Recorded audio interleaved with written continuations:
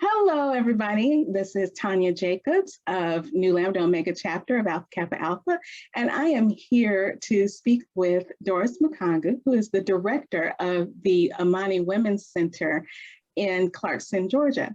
And the center serves a large refugee community that arrives here. We have a very large population of refugees centered in Clarkston. And so we just wanted to get your perspective about the refugee life here, the refugee experience here in Atlanta. One of the focuses of Alpha Kappa Alpha is helping the refugee community.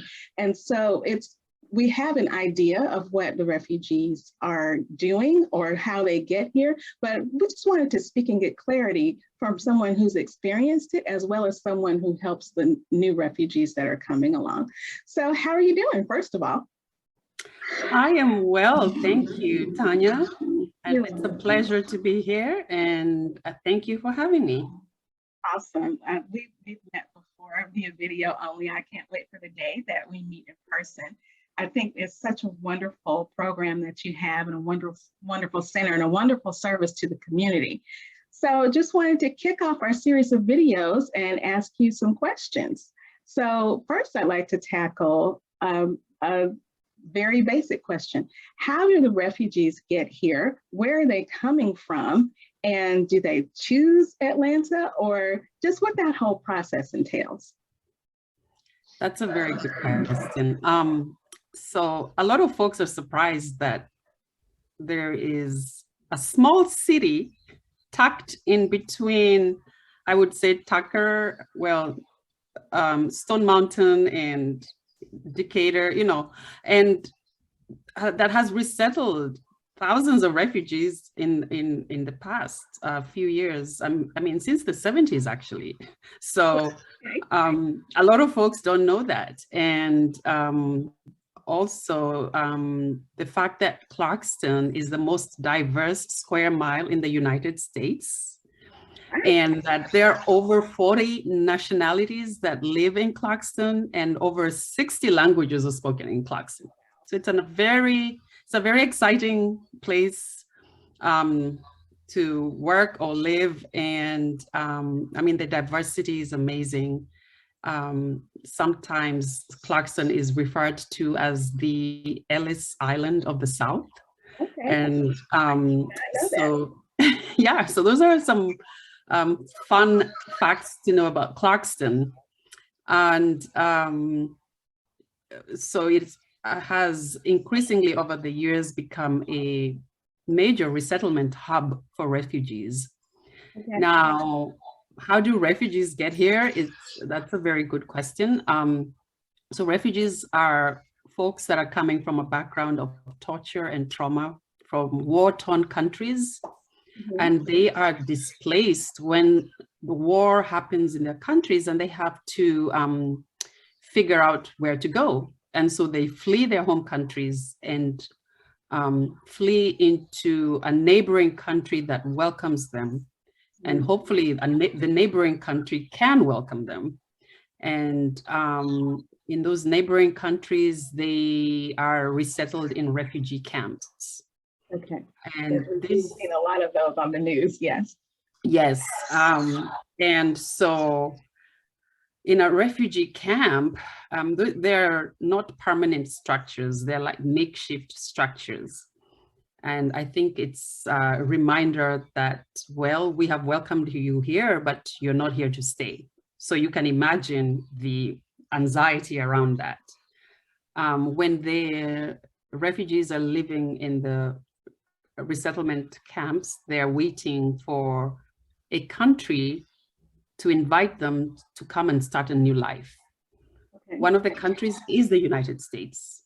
Okay. Other countries are, Canada and Sweden. And so there are different countries that say, hey, we would like to welcome maybe 10,000 refugees in a year to our country, and you're welcome to come here and start a new life. Okay. Now, most folks don't know there's a rigorous vetting process for a refugee to be able to, qualify to come into a new country. And so that process could take up to 10 years. You're living in a refugee camp for Wow, 10 years. Yeah, 10 years. that is shocking to me. 10 years? Yes, 10 Wow. years. And during that time, of course, kids are born in those refugee camps, Yes. folks get married in those refugee camps. I mean, life goes on, but you're living in limbo, waiting to figure out what next. And so, and sometimes you don't have opportunities to go to school or to work. And so you're basically in a camp where you're receiving, I guess, food and some kind of support whilst you wait for an invitation and the vetting process. Now, Once you get that invitation. in the invitation process, do they choose like a hierarchy of first I like to go to the US, next choice is Sweden, et cetera, et cetera? They do requests. No, well, the only time you can request is if you have family members in a particular country. Okay. And so you can say, well, my sister lives there, so I would like to go there to join her. Okay. It's not guaranteed, and for most refugees, any place other than where they are is, a first choice. Right, to have some stability, yes. Mm-hmm. Yes. Mm-hmm. And so, so that's what the journey looks like. And then once they get here, they are received by federally funded resettlement agencies. Okay. And those resettlement agencies, you may have heard of some of them, like World Relief, Catholic Services, and others, New American Pathways, are able to assist them for a period of 3 to 6 months. Oh, that's a short time. It is a short time. Whole life. Okay. And during this time, you're supposed to learn English and figure your way around the school system, the medical system, and all that, and basically learn how to navigate in your new home country and start working and all that good stuff. Of course, it's impossible to learn a new language in 6 months. Right. And so it's very difficult for refugees to quickly adjust to their new environment. And it is a process for all of them, not just some of them, all of them. Absolutely. That sounds very harrowing, like a very difficult journey. And I was not aware that it would take up to 10 years to be granted asylum, and just basically saying, I just want to go anywhere but here, and not knowing where you're going to end up. You can't imagine not having that stability. And so this has been enlightening. Thank you so much. Great. I'm happy to enlighten and educate. And thank you. Just to make it clear that once they receive the invitation, they are granted asylum, meaning they don't have to go through anything else once they get here. I mean, besides the resettlement process, but any legalities that they have to go through? Absolutely. So, and they're not granted asylum, and maybe we'll get into the difference between asylum seekers and refugees and immigrants. That is a gray area for a lot of folks. Okay. When you are granted refugee status, that's what it is. You are able to come here, and after a few years, you can apply for a green card. Okay. And after a few years, after that, you can apply for citizenship.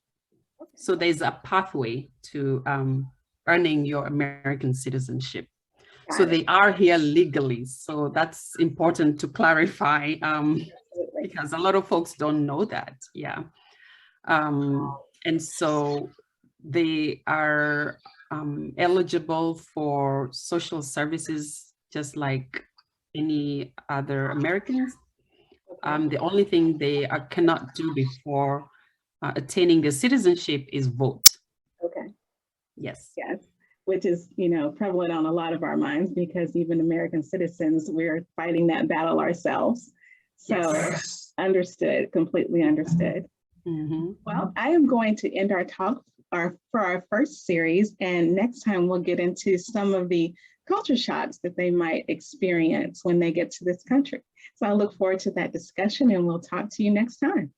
Thank you, Tanya. I'm looking forward to it too. Thank you. Thanks.